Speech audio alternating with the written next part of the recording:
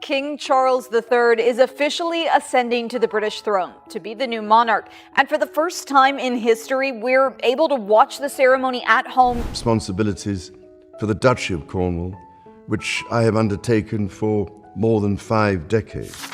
Just moments ago, within the silent walls of Windsor Castle, an announcement was made, one that may mark the most significant turning point of King Charles III's reign. There was no declaration of abdication. There was no ceremony transferring the throne. Yet, as Prince William appeared alongside Sophie, the expressions on both their faces signaled that this was no ordinary cancellation of engagements. After months of Charles's absences being explained as a temporary part of his recovery, William finally confirmed the painful truth. Serious complications during treatment had forced the king to acknowledge that he no longer had the strength to maintain his full daily royal schedule. Charles remains king. He retains the crown and essential constitutional powers, but the bulk of public duties and day-to-day responsibilities will shift to other family members. William tried to keep his voice steady, but just before mentioning his father's name, he paused abruptly. The silence lasted only a few seconds, yet it seemed to speak volumes more than any official statement. Sophie stood right beside him, so tense that she gripped the edge of the table with one hand. She said almost nothing yet. Her presence raised an unavoidable question. Why did Charles choose Sophie to stand beside William at this moment, rather than Camilla Ann or a senior palace official? Then William did something that deepened the silence in the room. He placed a handwritten letter bearing Charles's personal seal on the table. This was not a rumor from an anonymous source. The letter was presented as a personal message Charles had prepared specifically for his son. William revealed the gist of its contents, but when he reached the final section, he stopped. His voice changed. William folded the letter and declined to read the final lines in public. And it was at that very moment that a chilling question arose. If Charles was still king and had not abdicated, what exactly happened behind the closed doors of Windsor that compelled him to draft this letter? And more importantly, what did Charles write in the final paragraph that left William unable to read it aloud? Before we delve into what transpired behind the doors at Windsor, if you enjoy stories like this, please subscribe to the channel to stay tuned. And I'd love to know where you're watching from. Please share your city or country in the comments section below. But to understand why Sophie stood beside William during the announcement at Windsor, we must look back in time to the months before the public learned just how serious Charles's condition was. During that period, Sophie gradually became one of the very few people to witness what was truly happening behind closed doors. Outwardly, everything remained carefully managed. A few schedules were shortened. Some trips were adjusted. A handful of events disappeared from the royal calendar. Yet all of this was explained away as temporary changes while Charles recovered. Behind those reassurances, however, lay a completely different story. Sophie witnessed briefings cut short because Charles no longer had the stamina to focus. She saw events that were all but finalized only to be canceled at the last minute. There were mornings when Charles would dress impeccably, ask staff to ready the car, and try to maintain the routine he had followed for years. But his body began to react in ways his willpower could not control. And whenever someone tried to step in and help, Charles would almost immediately show signs of irritation. It was not that he was unaware of his declining strength. Rather, perhaps it was because every hand extended to assist him served as a reminder that he no longer had full control over his own body. One of the moments that caused Sophie the most concern occurred during a private meeting at Windsor. William had just entered the room. Instinctively, Charles tried to stand up to greet his son. But the moment he began to rise, his knees suddenly buckled. He had to grab the chair in front of him to steady himself. William froze instantly. He was only a few steps away, close enough to rush forward and support his father. Yet he did not move immediately, for William understood that to Charles, even a seemingly simple act of assistance could be perceived as confirmation that he had become someone in need of care. Silence fell over the room. No one knew quite what to say. Finally, Sophie quietly stepped forward and closed the door. That was the moment she realized the issue went beyond mere post-treatment fatigue. After the meeting, Sophie confided in William that Charles was grappling with a far deeper fear. He had begun to question whether his brief public appearances still truly constituted an act of service. If critical decisions had to be handed over to others, if his schedule had to be constantly curtailed, if he could only appear for a few minutes before retreating to a private room. Was he still truly steering the monarchy? Or was he gradually becoming a crowned figurehead, no longer able to sustain the rhythm of a king's life? Hearing this, William began to understand that his father was battling more than just illness. Charles was fighting the feeling of being pushed by time itself out of the role that had defined almost his entire life. Significantly, Camilla was not yet fully aware of the gravity of the situation. She knew her husband's schedule was being scaled back. She knew Charles was more fatigued than before. Yet she still believed these changes were merely temporary. She thought that after a period of rest, he would gradually return to his familiar duties. What she did not know was that Charles had begun to contemplate a completely different possibility, handing over almost all of his day-to-day responsibilities. Sophie had realized this sooner than almost anyone else. But then an incident occurred at Windsor that made it impossible for her to remain silent any longer. It did not happen in front of the cameras. It did not happen at a public event. It happened beside an open red box and an unsigned sheet of paper. That happened about 3 months before the announcement, and that very moment changed everything.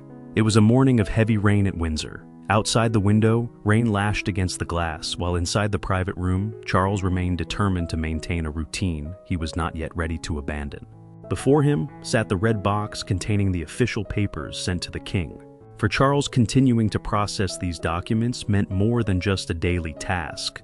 It was proof that despite his failing health, he could still fulfill his responsibilities. Sophie was in the room when Charles opened the first folder. At first, nothing seemed amiss, but moments later, she noticed the hand holding his pen begin to tremble. He paused, looked down at the page, then read the same sentence again. Once, twice, 3 times. Yet Charles did not move forward. Finally, he set his pen down on the table and told Sophie something he had almost never been willing to admit before. He could no longer distinguish between duty and sheer exhaustion. Sophie did not answer immediately. Charles tried to carry on.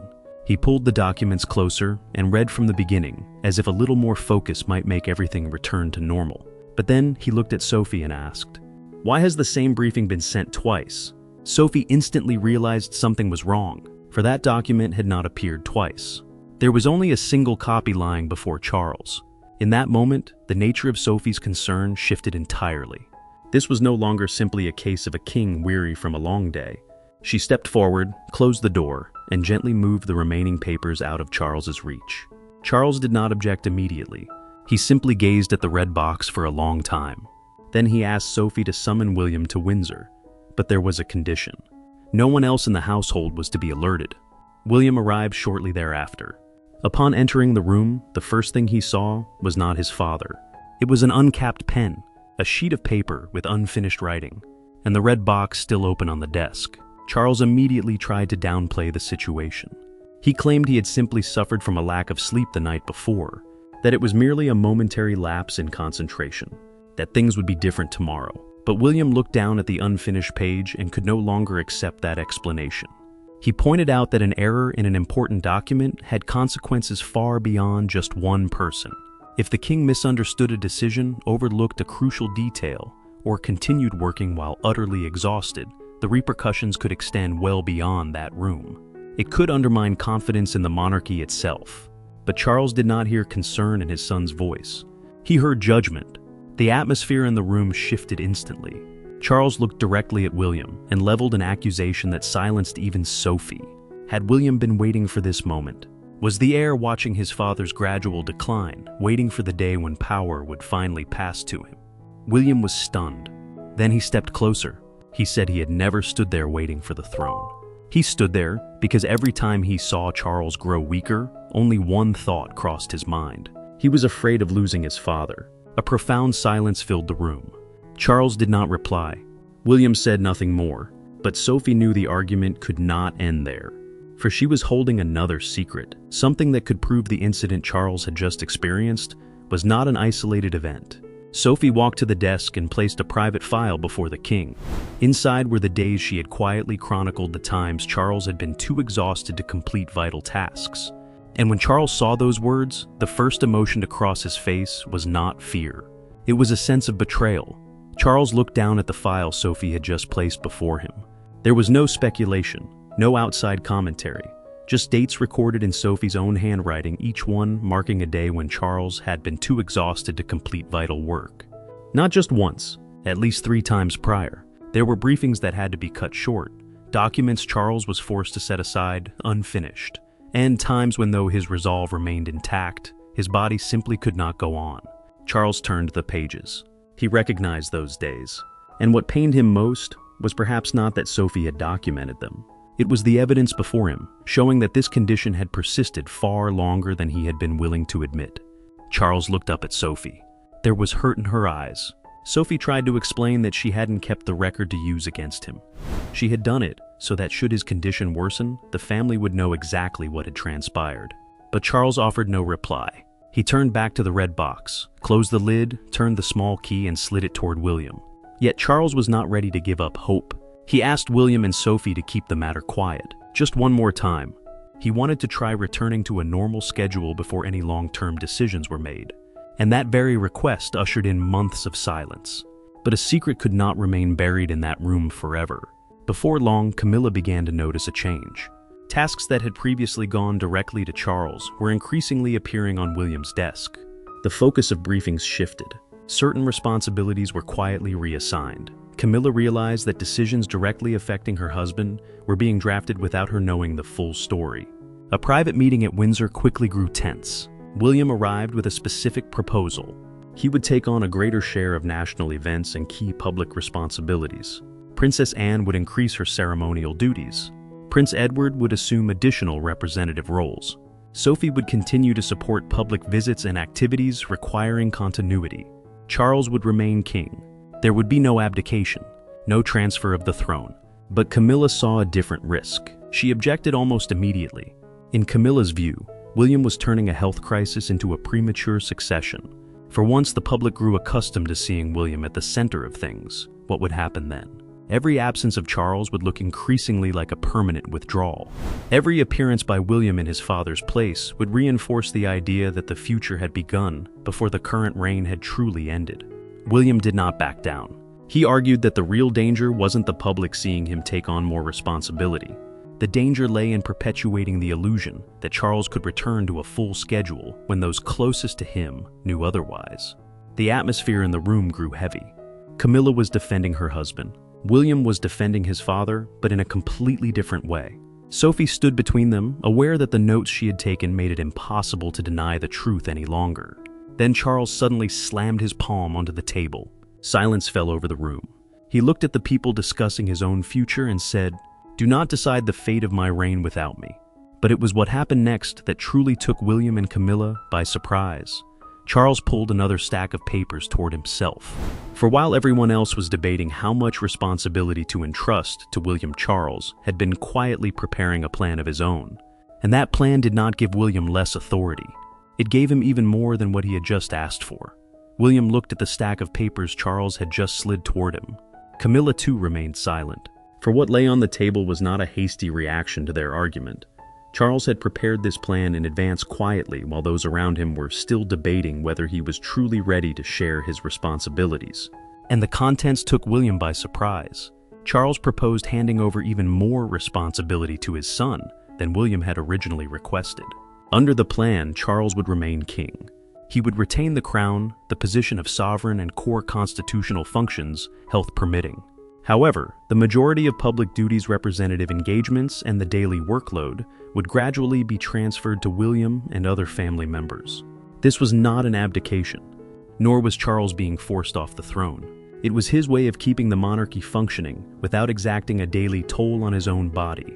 But then William read another clause, and this time it was Camilla who fell silent. The plan stipulated that while her office could continue to support Charles in his role as king, it was not to become an independent power base. It was not to interfere with responsibilities officially transferred to William. It was not to build a parallel sphere of influence. And most importantly, it was not to form what Charles termed a rival court, an unofficial royal hub that could compete with the king's own household or the office of the heir apparent. Camilla looked down at the document. Her earlier resistance seemed to falter. For this clause had not come from William. It had come from Charles himself. The king then explained his deepest fear. If his health continued to decline, any disagreement between Camilla and William could be perceived as a battle for the crown.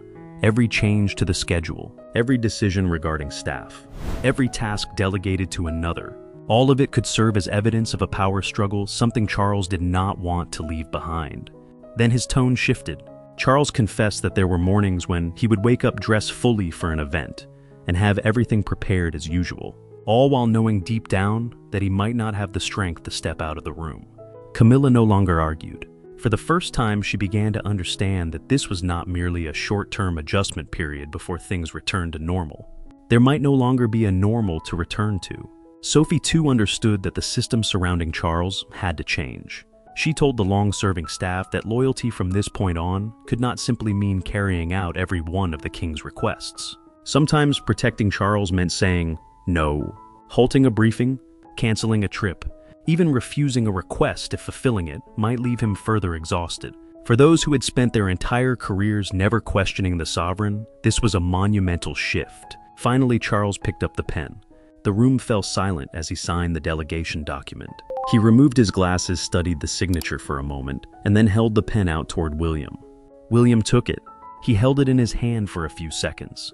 But instead of putting it away as a symbol of the power just transferred, William gently placed the pen back down beside his father's hand. No one needed an explanation for the gesture. Responsibility could be shared without the crown changing hands. A new system had finally taken shape. Yet what Charles, William, and Sophie could not control was the world beyond the doors of Windsor. For shortly thereafter, the event Charles had personally promised to attend took place. The car departed. The ceremony began. But one thing could no longer be concealed. The seat reserved for the king remained completely empty. And then, the moment everyone inside Windsor dreaded finally arrived. Not during a private meeting, not while attending to the Red Box, but just minutes before a ceremony Charles had personally promised to attend. The event held special personal significance for the king. Consequently, despite a significantly reduced schedule, Charles had remained determined to honor this commitment. That morning, he had prepared as usual. He was fully dressed. The car was waiting outside. Staff were ready for departure. Everything pointed to Charles making an appearance.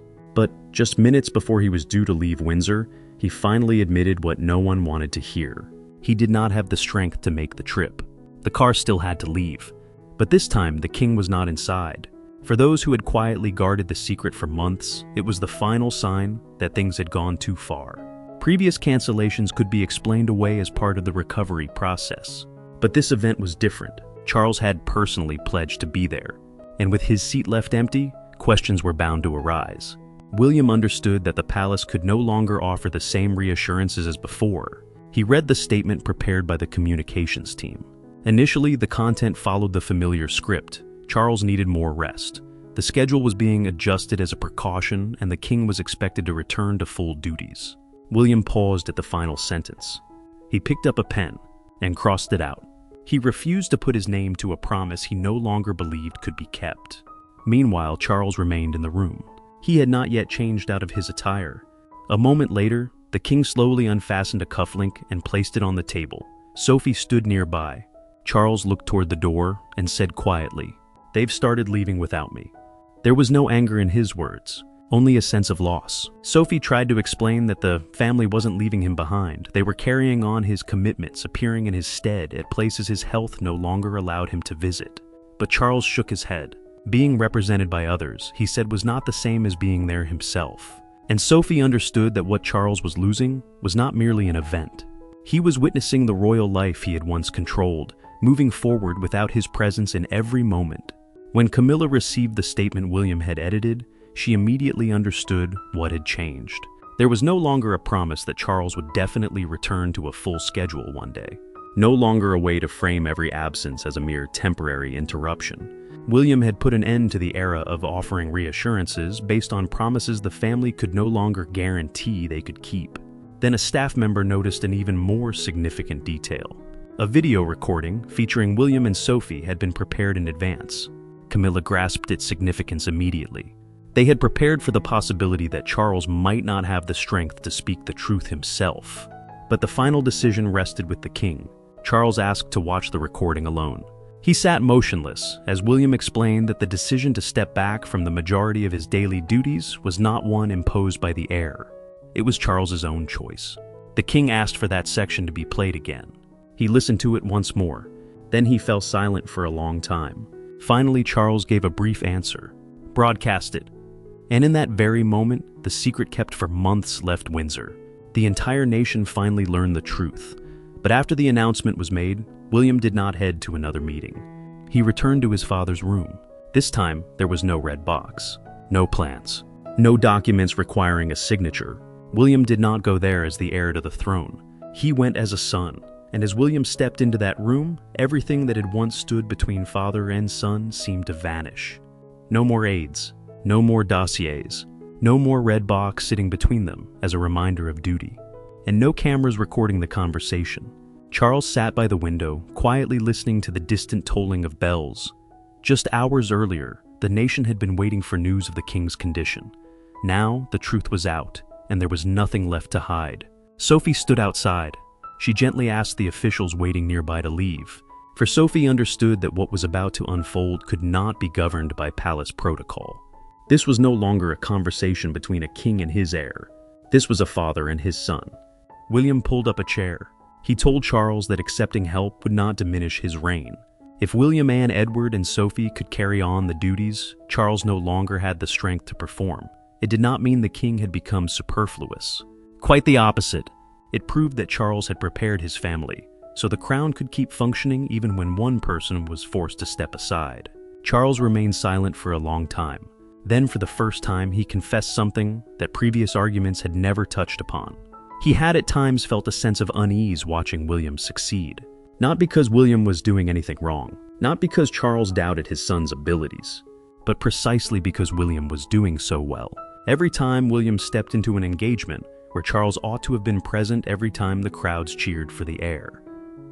Every round of applause for his son made Charles's own absence all the more apparent. To him, that applause sometimes felt like the ticking of a clock, a reminder that time was marching on. And what Charles truly feared was not that William would take the throne. He feared the day the monarchy would realize it could go on without him. William finally understood. His father's outbursts did not stem entirely from suspicion. They stemmed from grief.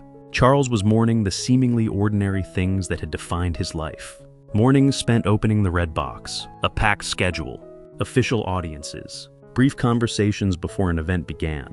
The feeling of waking up each morning knowing exactly what he was there to serve. William had been so focused on protecting the crown that he failed to see his father quietly grieving the loss of the very life that revolved around it. Then Charles took out the handwritten letter that had appeared in the announcement at Windsor.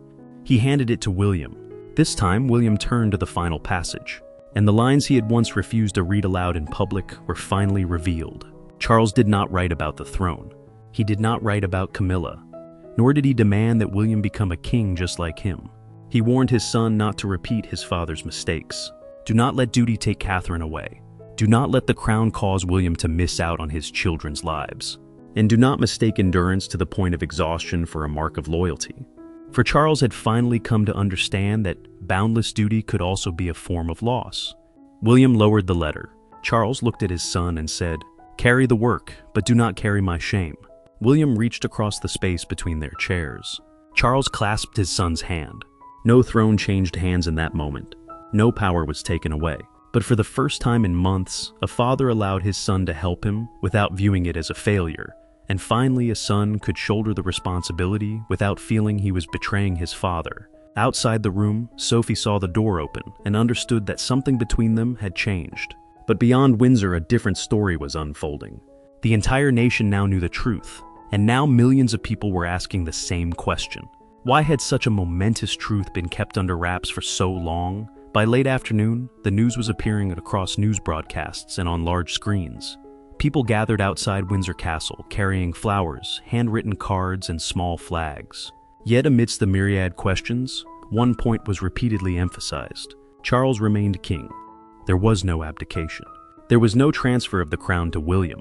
The only change lay in how daily responsibilities were distributed. From then on, William took on the majority of key public duties. Sophie increased her schedule of visits and representative engagements. Anne and Edward assumed additional ceremonial roles requiring a royal presence. Catherine stood by William's side, helping him maintain the balance Charles himself had highlighted in his final letter, the imperative that duty must not consume the family. Camilla too gradually ceased to resist the limitations placed on her role. Rather than debating the extent of her influence, she focused more on simply being by Charles's side. Public reaction, of course, was not uniform. Some felt the palace had kept the matter secret for too long. They believed the public should have been informed sooner. Others argued that Charles needed time to come to terms with the fact that his familiar royal life had changed. Sophie later clarified that the initial decision to keep the news private had come from Charles himself, not from any pressure exerted by William. At the end of the day, Charles stood by the window at Windsor. In the reflection of the glass, he saw William standing behind him. Charles stepped aside. William moved forward to stand beside his father. Neither spoke. Perhaps in that moment, words were unnecessary. That evening, the family gathered for an intimate dinner.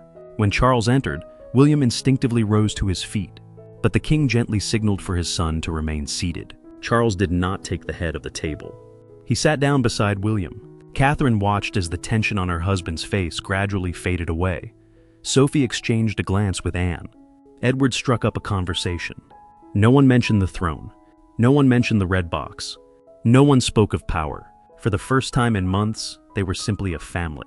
Afterwards, William kept his father's handwritten letter among his personal papers, not as proof of a transfer of power, but as a reminder that the future had arrived sooner than either father or son had wished. And perhaps that is the ultimate meaning of this story.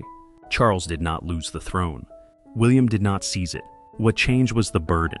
The king finally understood that sharing responsibility did not mean losing dignity. William also understood that accepting responsibility did not mean betraying his father. And the crown moved forward, not because one person was strong enough to shoulder it all, but because the family finally learned to carry it together. But what do you think? Was Charles right to keep his condition private for months? Or should William have insisted the truth be revealed sooner? Share your views in the comments and let us know which city or country you are watching from. If you have stayed until the end, thank you so much for following the story. Don't forget to subscribe to the channel so you can join us for future stories.